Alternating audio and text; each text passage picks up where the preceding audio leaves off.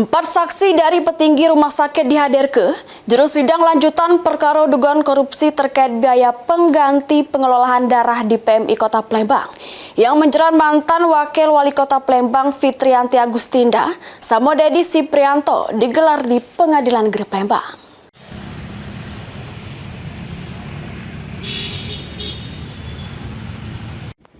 Sidang lanjutan perkara dugaan korupsi terkait biaya pengganti pengelolaan darah di PMI Kota Palembang balik lagi digelar di Pengadilan Negeri Palembang kelas 1 khusus jero agenda pemeriksaan saksi.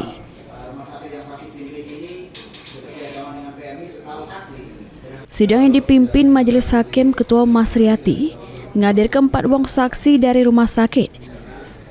Di antaranya Badarul Basin selaku Direktur Rumah Sakit Bunda Medika Jakabaring, Prijo Waujuana, Direktur Rumah Sakit Pelabuhan. Di hadapan Majelis Hakim, saksi Prijo mengungkapkan Rumah Sakit Pelabuhan selalu melakukan pembayaran biaya pengelolaan darah sudah sesuai tagihan yang diterbit ke PMI.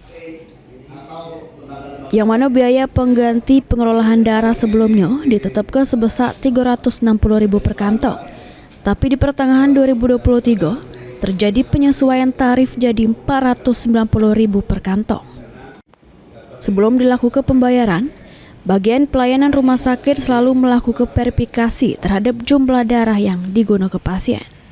Heru Wahyudi, PAL TV.